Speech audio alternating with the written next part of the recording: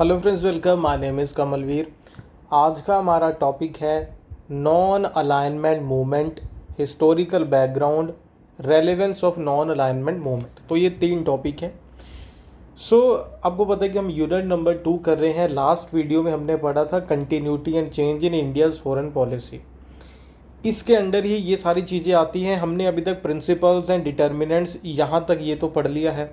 मैंने आपको बताया था फर्स्ट टॉपिक ये वाला हो गया था। अभी सेकंड ये वाला है कि नॉन अलाइनमेंट मूवमेंट, और इसके बारे में हमें ज़्यादा से ज़्यादा पढ़ना है नॉन अलाइनमेंट मूवमेंट के बारे में। ठीक है, यही करेंगे। फिर जो थर्ड वाला होगा उसमें न्यूक्लियर पॉलिसी पढ़ेंगे, जो तीसरी पार्ट होगा। स्टार्ट करते हैं। फॉरेन पॉलिसी हम पढ़ रहे हैं। Non align movement.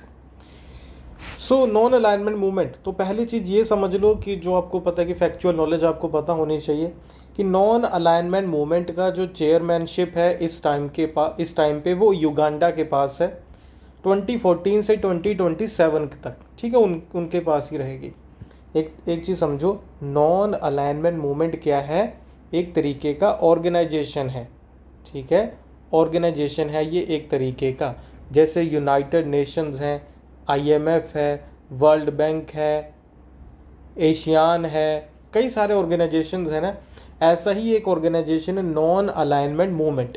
कई बार हम मूवमेंट नाम पढ़ने से यहाँ से हमें ये लगता है कि यार ये तो किसी मूवमेंट की बात हो रही, जैसे इंडिपेंडेंस मूवमेंट होती है या कोई दूसरी मूवमेंट, ये फेमिनिस्ट मूवमेंट। इसके नाम में मूवमेंट है लेकिन ये एक ऑर्गेनाइजेशन का नाम है। ठीक है, यहाँ तक चीज़ समझ आई होगी।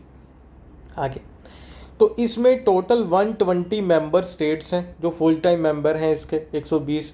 20 ऑब्जर्वर स्टेट हैं। ओके, और इसके अलावा 10 इंटरनेशनल ऑर्गेनाइजेशंस भी इसका मेंबर हैं। तो ये मेंबरशिप के बारे में है। और इसके अलावा प्रिंसिपल डिसीजन मेकिंग बॉडी कौन सी बॉडी है इसमें जो इसके डिसीजन लेती है, उसका नाम क्या है? Conference of head of states और government of non aligned countries, ये इसका नाम है। जो डिसीजन मेकिंग बॉडी है जिसका नाम क्या है? Conference of head of states या government of non aligned countries, ये इसका डिसीजन मेकिंग ऑर्गन है इस ऑर्गेनाइजेशन का। आगे समझते हैं। ये देखो, ये मैप पे भी आप देख लो कि ये जो डार्क ब्लू हैं ये वो 120 स्टेट्स हैं जो इसके मेंबर हैं। बाकी के ऑब्जर्वर हैं, जैसे मैंने आपको बताया 20 देश ऑब्जर्वर हैं। ये भी, ये चाइना, और भी ये सारे, ये चाइना, रशिया, ये ऑब्जर्वर हैं। ठीक है, आगे बढ़ते हैं। इसे फॉर्म कब किया गया था, बनाया कब गया था? तो इसे बनाया कब गया था? कोल्ड वॉर के टाइम पीरियड में। उस टाइम पे इसकी ज़रूरत थी, एक ऑर्गेनाइजेशन हमने बनाया। ये जो ऑर्गेनाइजेशन में ये सारे मेंबर स्टेट्स से नॉन अलाइनमेंट मूवमेंट में डिड नॉट, इनका पर्पस क्या था? Did not seek to formally align themselves. ये कह रहे हैं कि हम फॉर्मली लिखती रूप में कोई एग्रीमेंट करके किसी देश के साथ हमें अलाइन नहीं होना है। किसी देश का मतलब यहाँ पे था कि ना USA के साथ ना USSR के साथ, इनके साथ हमें अलाइन नहीं होना, क्योंकि ये 2 पावर ब्लॉक थे, आपस में लड़ रहे थे। ओके, तो हमें इंडिपेंडेंट रहना है, न्यूट्रल रहना है। तो इन्होंने ये एक कि हम सारे देश न्यूट्रल है, भाई हम इतने देश न्यूट्रल हैं, 120 देश, तो हमारा ऑर्गेनाइजेशन है, हम तो न्यूट्रल रहते हैं इन दोनों की लड़ाई में। बेसिक कंसेप्ट कब शुरू हुआ कि ऐसा कोई ऑर्गेनाइजेशन बनना चाहिए? तो 1955 में इंडोनेशिया में क्या होता है? Asia Africa Bandung conference. ठीक है, एशिया अफ्रीका बैंडुंग कॉन्फ्रेंस होती है इंडोनेशिया के शहर बैंडुंग में ही। इसी कॉन्फ्रेंस में 55 में पहली बार बात हुई कि यार हम एशिया और अफ्रीका के, हम जो गरीब देश है, हमें तो पहले से आप कह लो कि गुलाम बना के रखा है, तो हमें अपनी आज़ादी बचानी है ना, तो हम कोई ऑर्गेनाइजेशन बनाते हैं अपना भी। तो इसी के बाद फिर पहला non alignment movement summit conference होता है बेलग्रेड, यूगोस्लेविया में, सितंबर 1961 में। और इन्होंने फिर यहीं से आप कह लो कि इसी समिट में, इसी कॉन्फ्रेंस में ये ऑर्गेनाइजेशन बना 61 में। मेन लीडर 5 लीडर थे जिन्होंने इसे बनाया। तो कौन कौन? जोसेफ ब्रोज टीटो जो यूगोस्लेविया के प्रेसिडेंट थे। गबेल अब्दल नासिर इजिप्ट के। जवाहरलाल नेहरू इंडिया के। क्वामे नक्रुमा घाना के। सुकार्नो इंडोनेशिया के। इन सब के नाम याद रखना, बहुत बार पूछ लिए जाते हैं। जोसेफ ब्रोज टीटो यूगोस्लेविया कि नहीं, यूगोस्लेविया ही के बेलग्रेड में ही ये कॉन्फ्रेंस हो रही थी, तो बी से बेलग्रेड, बी से ब्रोज टीटो, ये आपने याद रखना है। गबेल अब्देल नासिर इजिप्ट के, ठीक है, इजिप्ट आप कह लो कि वहाँ पे इस्लामिक लोग ज़्यादा हैं, तो नासिर नाम से आपको थोड़ा सा आइडिया मिल जाएगा। जवाहरलाल नेहरू इंडिया, ये तो पता ही चल जाएगा। उसके बाद कवामे नक्रुमा घाना के, ठीक है। उसके बाद सुकारनो इंडोनेशिया के, ठीक है जी। तो इनके नाम आपने याद रखने की कोशिश करनी है। सो आगे बढ़ते हैं। अभी the purpose of the organisation क्या था? इसका पर्पस डिक्लेयर किया गया था हवाना डिक्लेरेशन 1979 में। 1979 में नॉन अलाइनमेंट देशों ने ही हवाना डिक्लेरेशन पास किया। तो यहीं पे, यहाँ पे आप कह लो कि उस टाइम पे क्या हुआ था, जो क्यूबा के आप कह लो कि उस टाइम के जो उस टाइम पे प्रेसिडेंट थे क्यूबा के प्रेसिडेंट उस टाइम पे फिडेल कास्त्रो, ये भी एक रेवोल्यूशनरी लीडर थे। इन्होंने कहा था इसका पर्पस क्या है, the national independence, sovereignty, territorial integrity and security of non aligned countries, कि ये पर्पस है इसका, ठीक है। ये पर्पस है कि इसका नॉन अलाइनमेंट मूवमेंट का। फिडेल कास्ट्रो ने कहा हवाना डिक्लेरेशन 1979 में। हवाना कहाँ पे है? क्यूबा में ही है, और क्यूबा हवाना के ही आप कह लो कि ये प्रेसिडेंट थे फिडेल कास्ट्रो। ये प्राइम मिनिस्टर रहे क्यूबा के 1959 से 1976 के बीच में, फिर प्रेसिडेंट बन गए 76 से 2008 तक, ठीक है। इन्होंने कहा कि नॉन अलाइनमेंट मूवमेंट का पर्पस है स्ट्रगल करना इंपीरियलिज्म के अगेंस्ट, कॉलोनलिज्म के अगेंस्ट, न्यू कॉलोनलिज्म के अगेंस्ट, रेसिज्म के अगेंस्ट। सो यहाँ से आपको पता चल रहा है कि इसका पर्पस क्या है। ये डिक्लेयर हुआ 1979 में हवाना डिक्लेरेशन में। कई बार डायरेक्टली क्वेश्चन पूछ लिया जाता है कि जो national independence, sovereignty, territorial integrity and security of non aligned countries, ये इसका पर्पस है। लेकिन ये कब डिक्लेयर किया गया था, या ये किसने डिक्लेयर किया था, या ये किसका कोट है, किसके आइडियाज़ हैं ये, ठीक है। आगे है, during the cold war era non alignment movement ने बहुत अच्छा रोल प्ले किया। ये थर्ड वर्ल्ड कंट्रीज को बचा के रखा। क्योंकि आपको पता है कि मान लो दो लोग आपस में लड़ रहे हैं, 10 लोग इस तरफ है, 10 लोग इस तरफ है जो आपस में लड़ रहे हैं। बाकी क्या आप कह लो 30 लोग कह देते हैं कि देखो हम तो मान लो एक तरफ रहेंगे, हम नहीं लड़ाई करेंगे, आपको लड़ना है लड़ो, हम आपके बीच में नहीं आएंगे। तो ये 10 लोग जल्दी से फिर लड़के की लड़ाई खत्म हो जाएगी ना। अगर ये 30 लोग भी मान लो 15 इधर आ गए, 15 इधर आ गए, तो लड़ाई तो और ज़्यादा बढ़ जाएगी। तो ये आप कह लो नॉन अलाइन रहे, इसी वजह से क्या स्टेबलाइज हो सका वर्ल्ड ऑर्डर, और पीस और सिक्योरिटी बनी रही इनकी वजह से, ठीक है। याद रखना नॉन अलाइनमेंट का मतलब ये नहीं कि ये हमेशा न्यूट्रल रहेंगे, बल्कि ये आप कह लो कि पीस के लिए इंटरवीन भी कर सकते हैं, शांति बनाए रखने के लिए। आगे बढ़ते हैं। नॉन अलाइनमेंट मूवमेंट के क्या क्या प्रिंसिपल्स है ये हमें जानना होगा। याद रखना कि जो क्या कहते हैं पंचशील के 1954 में साइन हुआ, उसके प्रिंसिपल है वही इसके प्रिंसिपल है ज़्यादातर। तो वही प्रिंसिपल यहाँ क्यों आ गए? क्योंकि जवाहरलाल नेहरू भी तो आपको पता है कि फाउंडिंग मेंबर्स में से एक थे नॉन अलाइनमेंट मूवमेंट के। तो उन्होंने जो वहाँ पे इम्प्लीमेंट किया चाइना के साथ, यहाँ वर्ल्ड लेवल पे वो उसे इम्प्लीमेंट करने की कोशिश करते हैं फिर। तो क्या क्या प्रिंसिपल है? Respect for the principle enshrined in the charter of United Nation and international law. इन्होंने कहा कि यूनाइटेड नेशंस में जो प्रिंसिपल लिखे हैं, इंटरनेशनल लॉ में जो प्रिंसिपल हैं, हम उनको तो फॉलो करेंगे, ये हमारा पहला प्रिंसिपल है। इसके अलावा इन्होंने कहा respect for sovereignty, sovereign equality, territorial integrity of all state. सभी देशों की सोवरेनिटी, इक्वालिटी को रिस्पेक्ट करना चाहिए।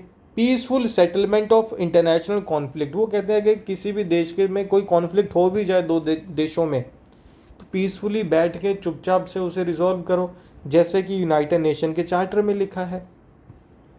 उसके बाद respect political, economic, social, cultural diversity की, दूसरे देशों के लोगों की, वहाँ के कल्चर की, वहाँ की लैंग्वेज की डाइवर्सिटी है, उसे हम रिस्पेक्ट करेंगे। इसके अलावा defence and promotion of shared interest, justice, cooperation regardless of difference existing in political, economic and social system. चाहे पॉलिटिकल, सोशल, इकोनॉमिक सिस्टम अलग है, लेकिन जब जस्टिस की बात आएगी, कोऑपरेशन की बात आएगी, शेयर्ड इंटरेस्ट की बात आएगी, तो हम मिल के काम करेंगे। ठीक है। Respect for the inherent right of individual और collective self defence. Self defence के राइट को हम हमेशा प्रोटेक्ट करते हैं। किसी देश पे कोई हमला हो रहा है तो वो हमला अटैक बैक कर सकता है। ठीक है। यूनाइटेड नेशन के चार्टर के अकॉर्डिंग, देखो यूनाइटेड नेशन के चार्टर को इन्होंने भूला नहीं है, उसी को बार बार रेफरेंस में ला रहे हैं। उसके अलावा non interference in internal affair of state, ये पंचशील वाला आ गया। ठीक है। इंटरवीन नहीं करेंगे डायरेक्टली, इनडायरेक्टली, पंचशील वाला आ गया। Promotion and defence of multilateralism, multilateral organisation, जो ऑर्गेनाइजेशन है वर्ल्ड लेवल पे उन सबको ये रिस्पेक्ट करते हैं कि ये ऑर्गेनाइजेशन सही है, सभी देशों का इंटरेस्ट परस्यू होता है, तो उसकी बात ये करते हैं। ऑब्जेक्टिव्स क्या क्या हैं, अभी तो हमने समझ लिया ना, प्रिंसिपल क्या है, सोच क्या है इनकी। इनका ऑब्जेक्टिव क्या था, पर्पस क्या था, इनका पर्पस था create an independent path in world politics that would not result in member states becoming pawns in the struggles between the major powers. पहली बात ये है ना, मैंने आपको बताया कि यूएसए और यूएसएसआर की आपस में फाइट है। पूरा world order, world politics, international politics इन्हीं के इर्द गिर्द घूम रही है। तो ये कह रहे हैं कि इनके इर्द गिर्द घूमने से अलावा भी तो वर्ल्ड पॉलिटिक्स कुछ है, हमारे कुछ इंटरेस्ट है, हमारी कुछ ज़रूरतें हैं, तो हम अपना इंडिपेंडेंट पाथ फॉलो करके अपने इंटरेस्ट को परस्यू करेंगे। हम क्यों इनके थ्रू, इनकी लड़ाई के थ्रू अपना इंटरेस्ट परस्यू करें। समझ रहे हो ना। हमारे डिफेंस का मतलब ये नहीं है कि हमें यूएसए या यूएसएसआर से डिफेंस चाहिए, मतलब उनसे हमें अपने आप को सिक्योर करना है। हमारी और भी लड़ाइयाँ हो सकती हैं, हमें उनसे भी अपने आप को सिक्योर करना है। हमारी लड़ाई लिबरलाइजेशन को ख़त्म करना या सोशलिज्म को ख़त्म करना, कम्युनिज्म को ख़त्म करना नहीं है, हमारी कुछ और लड़ाइयाँ भी हो सकती हैं। It identifies the right of independent judgement, the struggle against imperialism, new colonialism, वही चीज़ें यहाँ आ गई ना, उनके अगेंस्ट फाइट करना। ठीक है। ओके। तो नया ऑर्डर अभी रिसेंट टाइम में नया ऑब्जेक्टिव कौन सा इसमें जुड़ा है, न्यू इंटरनेशनल इकोनॉमिक ऑर्डर, जो मैंने आपको बताया था new international economic order, neo जिसे कहते हैं, वो इसमें जुड़ा है। कोल्ड वॉर के टाइम पीरियड में इनका क्या ऑब्जेक्टिव था, क्या पर्पस था, किस चीज़ के लिए फाइट कर रहे थे। अगेंस्ट अपार्थाइड, यानी कि जो रेशियल डिस्क्रिमिनेशन हो रहा था उसके against. The evil of apartheid was massively prevalent in African countries, जैसे कि साउथ अफ्रीका में। ठीक है। सो नॉन अलाइनमेंट मूवमेंट का पहला एजेंडा यही था फर्स्ट कॉन्फ्रेंस में।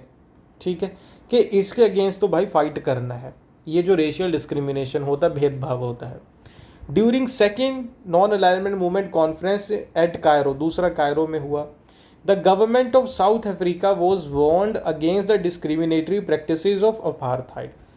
वहाँ पे कहा गया साउथ अफ्रीका गवर्नमेंट को कि आप रेशियल डिस्क्रिमिनेशन कर रहे हो अपने लोगों के साथ, आपको ये बंद करना पड़ेगा। सो देखो कैसे ये फाइट कर रहे थे, डिसआर्मामेंट।